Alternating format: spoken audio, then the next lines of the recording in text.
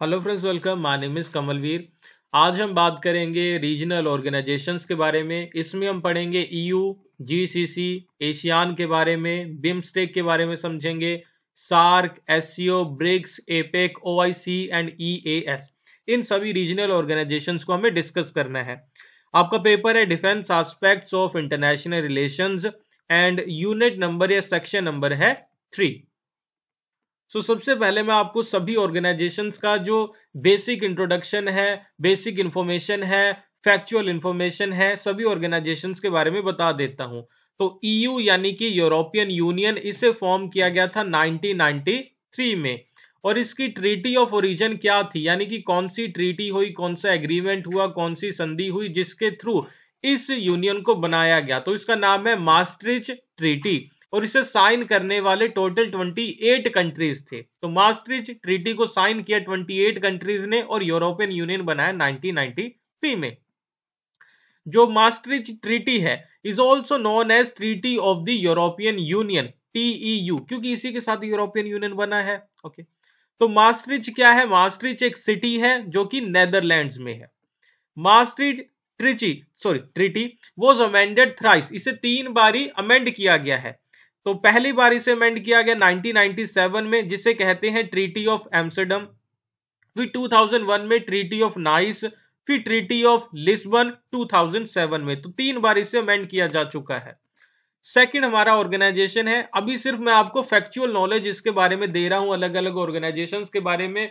इनका फंक्शन क्या है, इसका ऑब्जेक्टिव क्या है, पर्पस क्या है, प्रॉब्लम्स क्या है, सारी चीजों के बारे में, जियो पॉलिटिकल इनका इंपैक्ट क्या है, सभी चीजों के बारे में हम आगे डिस्कस करेंगे। गल्फ कोऑपरेशन काउंसिल जीसीसी को बनाया गया 1981 में। और एग्रीमेंट ऑफ ओरिजिन कौन सा था जिसके साथ इसे फॉर्म किया गया? तो ये एग्रीमेंट हुआ था Saudi Arabia, Bahrain, Oman, Kuwait and Qatar के बीच में। और साथ ही था यूनाइटेड अरब एमिरेट्स। तो इन सभी देशों ने मिलकर एक ट्रीटी साइन करके गल्फ कोऑपरेशन काउंसिल बनाया। एग्रीमेंट हुआ कहां पे था? रियाद नाम की जगह पे, जो कि है सऊदी अरेबिया में। ये क्या है? एक इकोनॉमिक एंड पॉलिटिकल यूनियन है, जिसमें क्या है, सभी अरब कंट्रीज हैं पर्शियन गल्फ के। कौन सा नहीं है? इराक नहीं है। तो जो पर्शियन गल्फ की सभी अरब कंट्रीज हैं वो सभी इसका पार्ट है, लेकिन उनमें से इराक इसका पार्ट नहीं है। ओके, और इसका अभी का ऑफिशियल नेम क्या है? Cooperation Council for the Arab States of the Gulf. अभी रीसेंट प्रेजेंट नाम इस ऑर्गेनाइजेशन का है Cooperation Council for the Arab States of the Gulf. ये इसका प्रेजेंट नेम है, लेकिन अभी भी ज्यादातर लोग इसे जीसीसी ही बुलाते हैं। उसके बाद है एशियान। इसे एस्टेब्लिश किया गया 8 अगस्त 1967 को। एग्रीमेंट कौन सा था जिसके साथ इसे बनाया गया? वो है बैंकॉक डेक्लेरेशन उसे कहते हैं, और उसे एशियान डेक्लेरेशन भी कहा जाता है। और ये डेक्लेरेशन कहां पे हुआ था? बैंकॉक, थाईलैंड में। वहां पे ये ट्रीटी साइन हुई थी। फाउंडिंग कंट्रीज कौन कौन सी थी? इंडोनेशिया, मलेशिया, थाईलैंड, सिंगापुर, इसके अलावा फिलीपाइंस।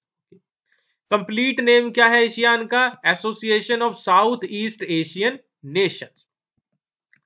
ओके, तो एशियान के मेंबर कौन कौन है? थाईलैंड है, फिलीपाइंस है, ये तो मैंने आपको बता दिया फाउंडिंग मेंबर्स हैं। तो ब्रूनी ने इसे ज्वाइन किया 1984 में, वियतनाम ने ज्वाइन किया 1995 में, लाओ ने ज्वाइन किया 1997 में, म्यांमार ने ज्वाइन किया अभी 1997 में, और फिर रिसेंटली कंबोडिया ने 1999 में ज्वाइन किया इसे।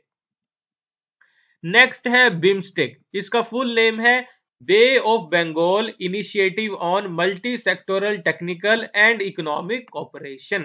इसके टोटल मेंबर्स कितने हैं? 7। तो 5 कहां से है? साउथ एशिया से। ये है बांग्लादेश, भूटान, इंडिया, नेपाल एंड श्रीलंका।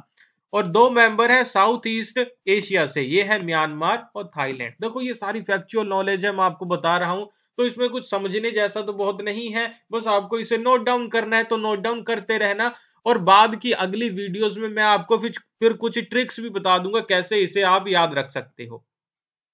इसे बनाया गया था 1997 में बैंकॉक डिक्लेरेशन के साथ। ओके, इनिशियली जब इसे बनाया गया था तो 4 मेंबर स्टेट्स इसका पार्ट थे, और इसका तब नाम क्या था?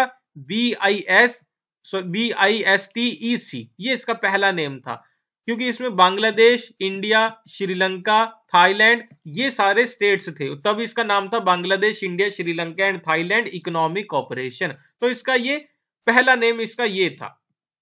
बाद में 1997 में क्या हुआ, BIMSTEC हो गया, क्योंकि तब म्यांमार जुड़ गया। ओके, और उसके बाद 2004 में क्या हुआ, नेपाल और भूटान भी इसका मेंबर बन गए, और अभी इसका कंप्लीट नेम बन गया bay of Bengal initiative for multi sectoral technical and economic corporation, BIMSTEC. Okay, next है सार्क। सार्क का कंप्लीट नेम है South Asia association for regional cooperation. इसे एस्टेब्लिश कब किया गया था, 8 दिसंबर 1985 को। और कौन सा चार्टर कहां पे साइन हुआ था, ढाका में। अफगानिस्तान इसका बाद में मेंबर बना, इसके 30th सेमिनार में, 30th समिट में 2005 में। ओके, सार्क का हेडक्वार्टर्स कहां पे है, काठमांडू, नेपाल में। तो ये सारी बेसिक चीजें अभी मैंने आपको बताई, सिर्फ बेसिक चीजें, फैक्चुअल नॉलेज। इसके अलावा आप कंप्लीट वीडियो इस टॉपिक के ऊपर देख सकते हैं हमारी ऐप अमन पाठशाला के ऊपर, या फिर आप हमारी वेबसाइट विजिट कर सकते हैं amanpathshala.com। वहां पे इस टॉपिक के ऊपर कंप्लीट वीडियो अवेलेबल है। इसके अलावा defence aspect of international relation से जुड़े जितने भी टॉपिक्स हैं, या MA डिफेंस से जुड़े जितने भी टॉपिक्स हैं, सभी के ऊपर वीडियोस और PDF नोट्स अवेलेबल है हमारे ऐप और वेबसाइट के ऊपर। कोई भी डाउट हो तो आप कमेंट करके मुझसे पूछ लेना, लिंक भी कमेंट बॉक्स में गिवन है, और कुछ ना समझ आए तो भी आप मुझसे पूछ सकते हो कमेंट बॉक्स में लिख के। अपना ध्यान रखिए, thank you for watching, bye bye.